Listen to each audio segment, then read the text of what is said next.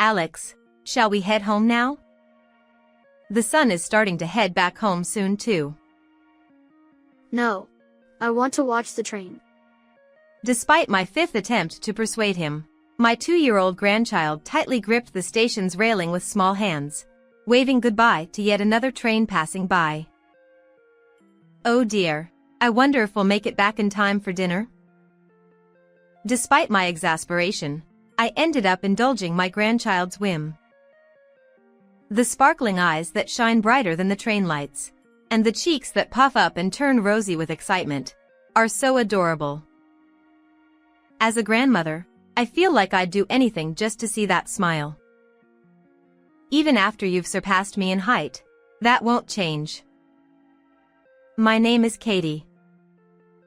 I am 75 years old, enjoying a leisurely retirement while receiving a pension. My husband Blake is the same age as me, and we spend our days going to gatherings and enjoying chess with friends. We have one son and one daughter. Both of them have had their own families for quite some time. Our eldest son's family has a university student named Alex. Our eldest son works for a company that transfers him frequently, so when our grandson was little, we had to move every 3 years or so. It was tough on our grandson having to leave his friends behind each time, and I think it was hard on our daughter-in-law as well. So when they came to visit during the year-end holidays or Christmas, I welcomed them wholeheartedly, and if they asked me to take care of my grandchild, I happily did so. I would hold my grandchild's little hand and together we would choose tonight's dinner menu at the restaurant, or we would watch trains until sunset at the nearby station, or I would carry their exhausted little body on my back all the way home. They would dart off quickly if I wasn't careful, and sometimes they would get fussy, making it challenging to walk with them, but these moments were precious and warm memories to cherish. My grandchild was very affectionate, always calling out Grandma, Grandma, which was very endearing. On the other hand, Leah, my eldest son's wife, and Alex's mother, was someone who hardly ever expressed gratitude. Even when we took care of our grandchild during summer vacation or splurged on gifts for special occasions like his entrance into school. Oh, thank you. Just those few words. At first, I felt unsettled and considered discussing it with my eldest son. But I didn't want it to seem like I was bullying her, so I tried my best not to let it bother me. My eldest son switched to a job assignment away from home around the time my grandchild entered junior high school. My grandchild also became busy with club activities and rarely came back to visit. After entering high school, they never visited us once. I felt lonely, but my friends also lamented similar situations. My grandchild, now in high school, never comes to visit. So I resigned myself, thinking it was the same everywhere. One day, during those lonely times, I received a rare phone call from Leah. My eldest son always called whenever something happened. Receiving a call from her was quite unusual. I wonder if something bad happened to my eldest son. In a moment of fear, I hesitantly picked up the receiver. Hello. Mother-in-law? We don't have enough money for Alex's university fees, so could you please give us some money? What? After not hearing from her for a while, she blurted out her request without any greetings or small talk. Well, how straightforward of her. No, this isn't the time to be impressed. What does she mean by asking for money like this? For a moment, I thought it might be some kind of scam, so I glanced at the display screen, which indeed showed my eldest son's wife's name and number. What's this sudden request about? It seems Alex is planning to take entrance exams for university, and his first choice university is far away, so he'll need to live on his own. We can't afford that, so please help us out, mother-in-law. Ah. Finally, my thoughts caught up and I understood. She's asking for money to support my grandson. But she's still the same as always. When asking someone for something, instead of saying please, she just says give. I respond. I understand that you are going through a lot with Alex's university entrance exams. But bringing up money so suddenly. Why? It's for the sake of our dear grandson, you know? Don't you think it's pitiful that our dear grandson can't achieve his dream? Certainly, Alex is a precious grandson. Even though I haven't seen him since he entered high school, he's still someone I value enough to want to help if something happens. But isn't it wrong to use the existence of a grandchild as leverage to demand assistance? Have you discussed this thoroughly with my son? Is it true that his income isn't sufficient?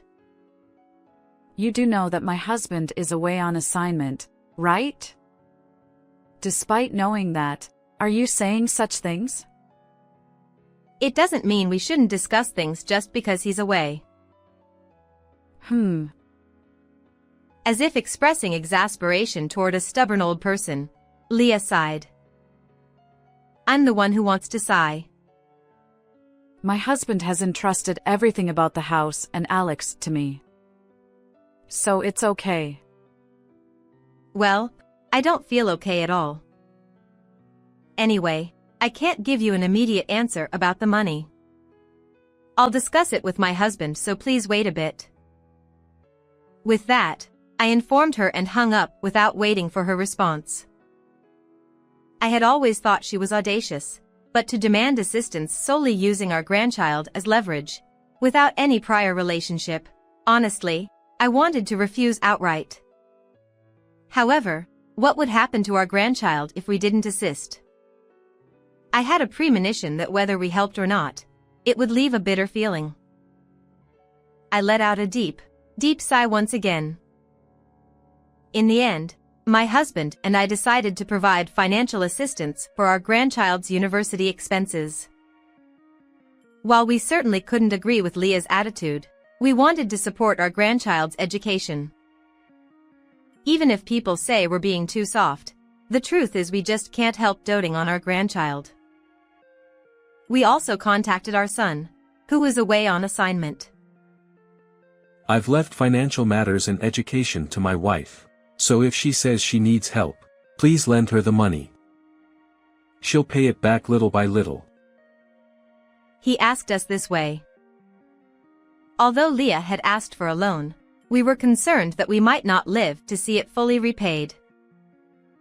Considering it as an advance inheritance, we decided to invest $4 million into our grandchild's future.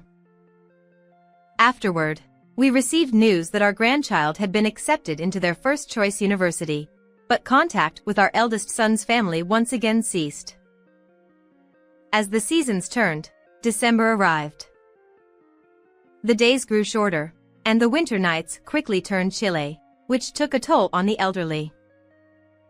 Tonight was particularly cold, so I pulled out a blanket from the depths of the closet where it had been stored. I wonder if Alex is keeping warm and sleeping well in his place. He should be fine. Besides, young folks manage to have fun even in the cold. Yeah, I suppose so. Every time I feel the change of seasons, I find myself worrying about my grandson, and my husband, with a wry smile, indulges me. I wonder if he'll come to visit for New Year's this year. As I prepare for bed with this thought in mind, the doorbell suddenly rings. My husband and I exchange glances. It's 10 p.m., not a typical time for visitors. We cautiously peer through the intercom. Alex? There, looking more grown-up than in my memories, is my grandson Alex, with a tired expression on his face. I have no idea why or how Kazuki ended up like this. But first, I forcibly dragged my exhausted grandson, who seemed on the brink of disappearing, into the living room and made him sit at the kotatsu. When I asked if he was hungry, he nodded slightly, so I reheated the leftover beef stew and bread for dinner and quickly made a simple onion soup. As Alex quietly took a sip, tears began to trickle down his face. It's warm, so warm. Alex. Watching him eat the beef stew while crying, he didn't seem like a typical university student. Upon closer inspection, he was dressed too lightly for a winter night, and his skin looked unhealthy. My husband and I, bewildered by his unusual demeanor, silently watched him eat. After finishing the meal, I asked Alex, whose complexion had regained some color. Alex, are you eating properly? Do you have enough clothes? He quietly shakes his head. It can't be helped. I said I wanted to go to university even though we don't have money.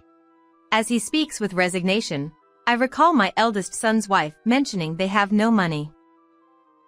Is it true that they're so financially strained that my grandson is suffering?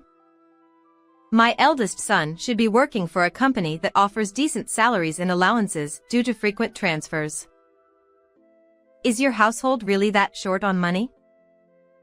Yeah, that's why I have to cover everything myself. I managed to borrow a scholarship for tuition, but I have to earn money through part-time jobs for living expenses and apartment rent. However, by attending university, I can only earn enough for rent and utilities. Is that so? On top of that, I fell ill in November and couldn't work much, so I had no income in December. I couldn't pay the rent, I was hungry, and I felt helpless. But then, while I was standing on the station platform to go to work, I saw a train heading towards a station name I recognized. Ah, it's the station where I used to watch trains with Grandma. I thought if I got on that train, I could see Grandma again. Before I knew it, I had jumped on. Alex. Alex, who should have grown much larger than me, trembles small like a young child. I'm sorry, Grandma, for not visiting you all this time, only coming in times like this. Unable to bear the sight of him in tears, I gently pat his huddled back. It's okay. It's okay. I'm just glad you thought of Grandma when you were in trouble. Grandma. Yes, it's a good thing you came to us before things got out of hand. And we're the only ones who can see that something's not right with Alex's situation. My husband asks him with a serious expression. Alex, did your mother say she couldn't afford your tuition because she had no money? Huh? Well, yeah. But listen, I was asked by your mother to give her money for your tuition. What? His eyes, wet with tears, widened in shock. No way. It's not a lie, Alex. He looks at me. As if confirming my husband's words to be true, he nods slightly, and Alex's face starts to pale. No. Why? How? Why he is going through such a terrible ordeal is also a mystery to us. The only thing we know for sure is that the $4 million we handed over for our grandson's future hasn't reached him. There's a high likelihood that either our eldest son's wife or our eldest son embezzled it. Regardless of the reason, it's never acceptable for parents to steal money from their children. Even if they're the biological parents, if they hurt my precious grandchild, I won't forgive them. Alex, leave the rest to Grandma. I absolutely, positively won't let you go through any more hardship. My husband nodded emphatically in agreement with my impassioned words. Grandma. Another tear escaped from Alexi's large eyes. Enraged by our grandson's tears, my husband tried calling Leah multiple times, but there was no sign of her answering. So we consulted with our other child, our daughter. If she's not answering the phone, that works in our favor. It's the perfect chance for a surprise visit. Even over the phone, we could tell by the smirk on her face. The next day, leaving Alex at home, my husband, daughter, and I visited the apartment where Leah lived. Initially met with silence, we kept pressing the intercom repeatedly. When she reluctantly opened the door with an expression of clear annoyance, we barged inside. Wait, what's going on all of a sudden? Ignoring Leah's obvious irritation and attempts to intervene, I made an apologetic expression and clasped my hands together. I'm sorry about this. Since no matter how much we called, you never picked up, we decided to come over. Alex mentioned when he visited last time that he didn't have winter clothes and felt cold. So I promised to come and get them for him. Huh? Alex? The mention of our grandson's name briefly startled her. Capitalizing on this opening, our daughter smoothly entered the room. It seems like Dad can't even answer the phone, and my parents seem to dislike you, so I thought you might feel sorry if your mother-in-law suddenly barged in, so I came too. Now, I wonder if Alex's room is here? With a considerate tone resembling that of a thoughtful sister-in-law, our daughter began to search the room bluntly. Hey, don't just barge in like that. That's my closet over there. Oh. Oh, come on. Leah, you have good taste. Huh? My daughter took a coat from the neat row of hangers. This coat is simple but made of nice fabric. And the design isn't trendy? Well, I guess. My daughter's remarks caused Leah to sniff approvingly. This bag here also has a nice glossy finish. My daughter showed the black, glossy bag to Leah. It certainly has a glossy finish and is an elegant and lovely bag. Perhaps pleased to receive compliments on her taste, Leah's expression softened. Isn't it? It's cheap though. Huh? Is this cheap?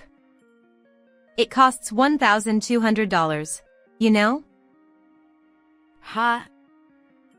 Huh? $1,200?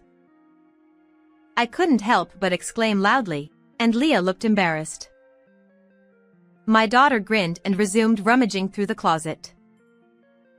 And this coat here, about $5,000? Is that considered cheap in your book too? With each observation from the daughter, her face, which had been smiling earlier, started to pale. My daughter sure knows how to hit where it hurts, even with her own family. I called my daughter this time to uncover how Leah was spending her money. There's a possibility that my son himself misused the tuition fees, but since he's left everything to his wife, it seems highly likely that she might be embezzling. I thought my daughter, who knows more about brands than I do, would surely find some evidence. It was a great success.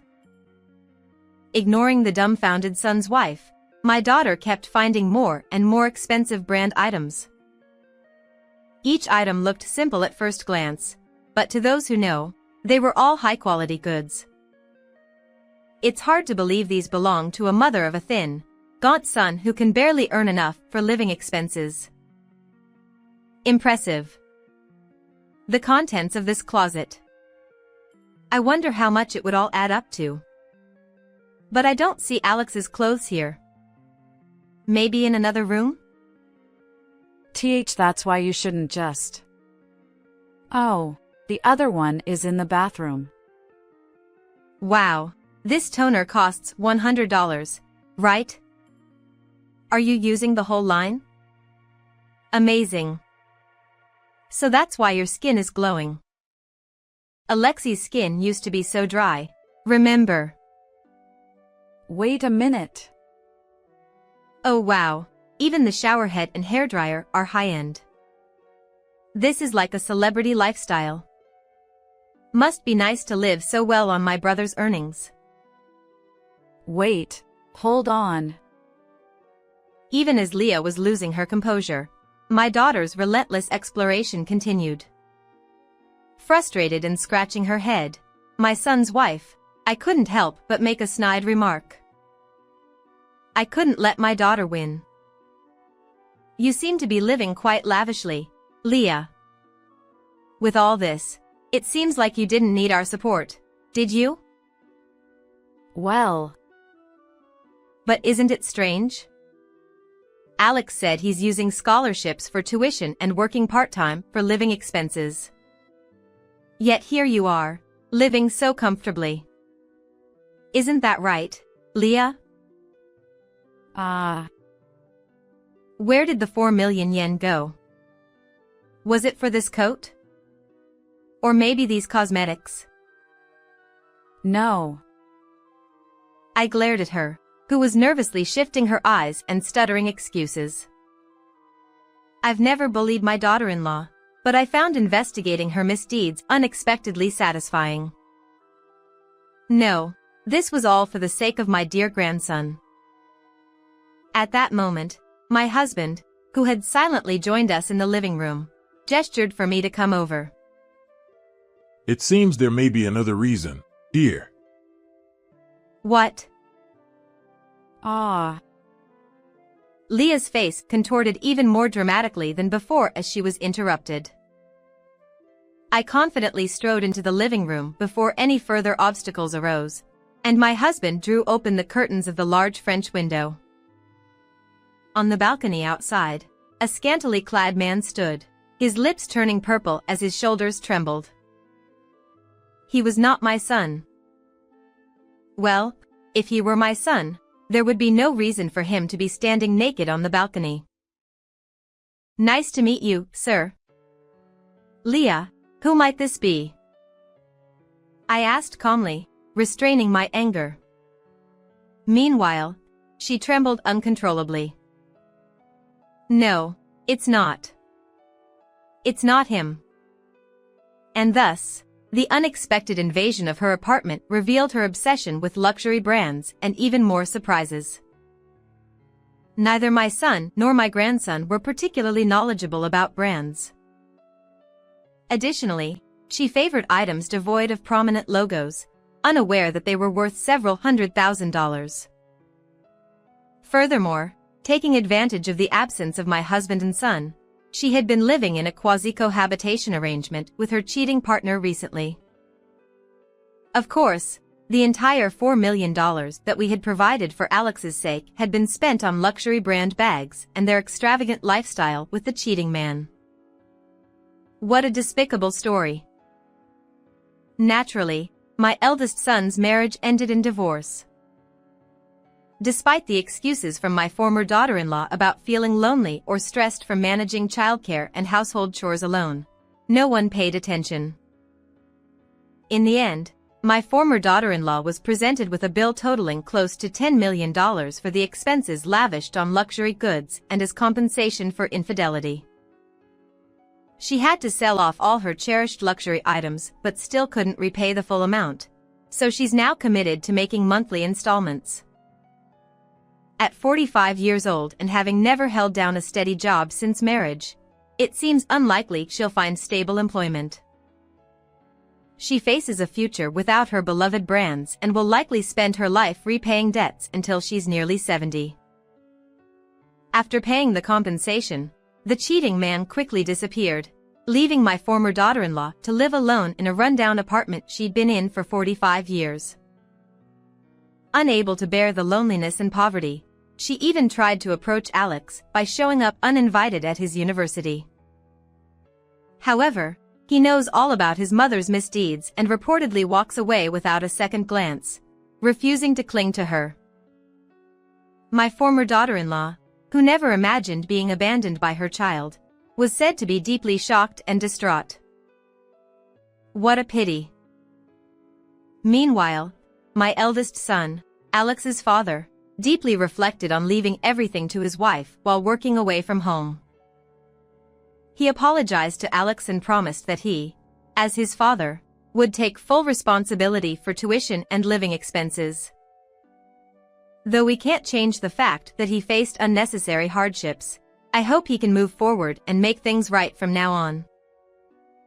It was during the Obon holiday, 3 years after that incident.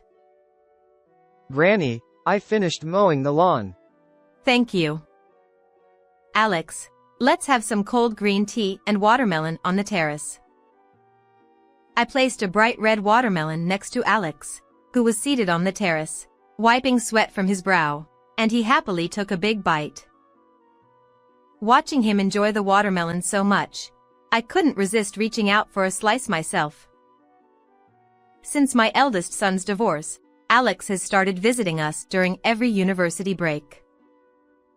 You don't have to go out of your way, I said, but he just smiled and replied, I want to see you guys. Without hesitation. During these visits, he's even helped with tasks that we couldn't manage on our own. Such a kind-hearted Alex will be starting his professional career next year. As promised, his father, my eldest son, diligently covered his tuition and living expenses, allowing him to fully enjoy university life and successfully secure the job he had longed for. I truly feel that his efforts have been rewarded, and I'm so glad for him. Be sure to spit out the watermelon seeds. They'll upset your stomach. Come on, Granny, I'm not a kid anymore. Well, even if you've grown up, you'll always be my precious, adorable grandson. He seemed both exasperated and pleased by my words, smiling warmly. Your smile means the world to Granny, you know. How did you find this story? Don't forget to subscribe to the channel. See you in the next video.